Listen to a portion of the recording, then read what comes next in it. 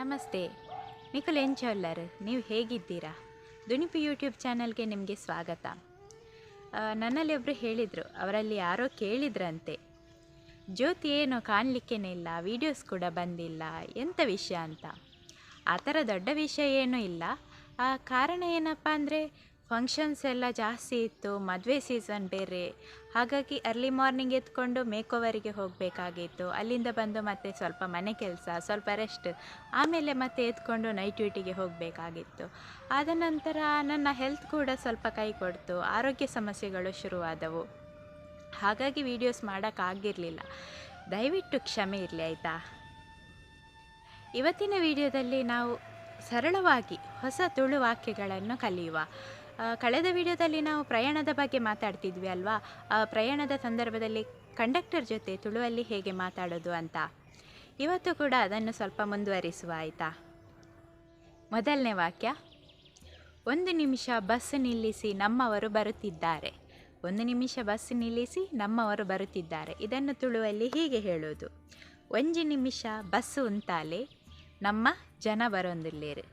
1 ನಿಮಿಷ ಬಸ್ಸು ಉಂತಾಲೆ ನಮ್ಮ ಜನ ಬರೊಂದುಲ್ಲೇರು. ಹಾಗೆ ಮುಂದಿನ ವಾಕ್ಯ, ಮಂಗಳೂರಿಗೆ ಟಿಕೆಟ್ ಕೊಡಿ. ನಾನು ಎಷ್ಟು ಅಂತ ಹೇಳಲ್ಲ, ಅದು ನೀವು ಎಷ್ಟು ಜನ ಹೋಗ್ತೀರಾ ಅದರ ಮೇಲೆ ಡಿಪೆಂಡ್ ಆಗಿರುತ್ತೆ.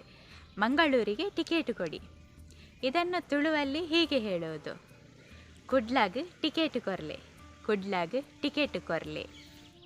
ಹಾಗೆ ಮುಂದಿನ ವಾಕ್ಯ, ಈ ಬಸ್ ಉಡುಪಿ ರಸ್ತೆಯಾಗಿ ಹೋಗುತ್ತಾ. ಈ ಬಸ್ ಉಡುಪಿ ರಸ್ತೆಯಾಗಿ ಹೋಗುತ್ತಾ. ಇದನ್ನು ತುಳುವಲ್ಲಿ ಹೀಗೆ ಹೇಳೋದು, ಈ ಬಸ್ ಉಡುಪಿ ಸಾದಿಡ್ದು ಪೋಪುಂಡ. ಈ ಬಸ್ ಉಡುಪಿ ಸಾದಿಡ್ದು ಪೋಪುಂಡ. ಹಾಗೆ ಮುಂದಿನ ವಾಕ್ಯ, ಮಂಗಳೂರು ಬರಲು ಇನ್ನೂ ಎಷ್ಟು ಹೊತ್ತು ಬೇಕು. ಮಂಗಳೂರು ಬರಲು ಇನ್ನೂ ಎಷ್ಟು ಹೊತ್ತು ಬೇಕು. ಕುಡ್ಲ ಮುಟ್ಟರೆ ನನಲ ಏತು ಪೊರ್ತು ಬೋಡು. ಕುಡ್ಲ ಮುಟ್ಟರೆ ನನಲ ಏತು ಪೊರ್ತು ಬೋಡು.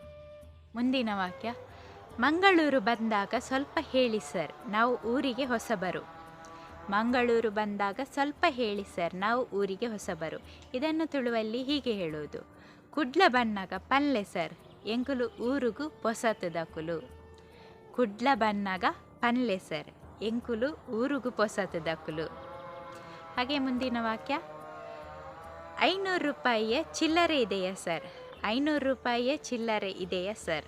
ಇದನ್ನು ತುಳುವಲ್ಲಿ ಹೀಗೆ ಹೇಳೋದು, 500 ರೂಪಾಯಿದ ಚಿಲ್ಲರೆ ಉಂಡೆ ಸರ್. 500 ರೂಪಾಯಿದ ಚಿಲ್ಲರೆ ಉಂಡೆ ಸರ್. ಮುಂದಿನ ವಾಕ್ಯ, ಈ ಬಸ್ಸಿನಲ್ಲಿ ಸ್ಟೂಡೆಂಟ್ ಪಾಸ್ ನಡೆಯುತ್ತಾ. ಈ ಬಸ್ಸಿನಲ್ಲಿ ಸ್ಟೂಡೆಂಟ್ ಪಾಸ್ ನಡೆಯುತ್ತಾ. ಇದನ್ನು ತುಳುವಲ್ಲಿ ಹೀಗೆ ಹೇಳೋದು, ಈ ಬಸ್ಸಡ್ ಸ್ಟೂಡೆಂಟ್ ಪಾಸ್ ನಡಪುಂಡ.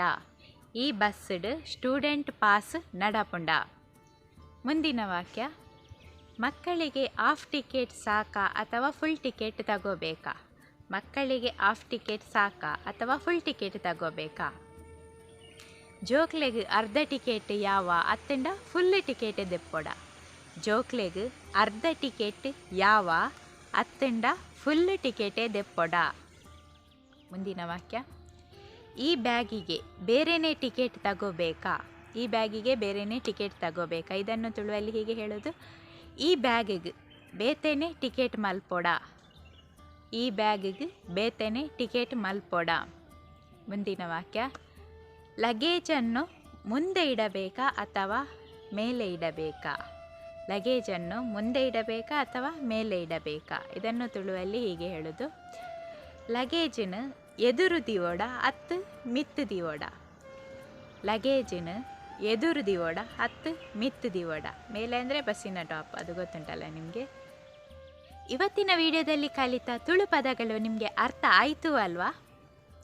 ಇದೇ ತರಹ ತುಳು ಕಲಿಯೋದನ್ನು ಮುಂದುವರಿಸುವ. ಹಾಗೆ ಒಂದು ಲೈಕ್ ಜೊತೆ ಇದನ್ನು ನಿಮ್ಮ ಫ್ರೆಂಡ್ಸಿಗೂ ಶೇರ್ ಮಾಡಿ. ಮತ್ತು ದುನಿಪು ಯೂಟ್ಯೂಬ್ ಚಾನಲನ್ನು ಸಬ್ಸ್ಕ್ರೈಬ್ ಆಗೋದನ್ನು ಮರಿಬೇಡಿ.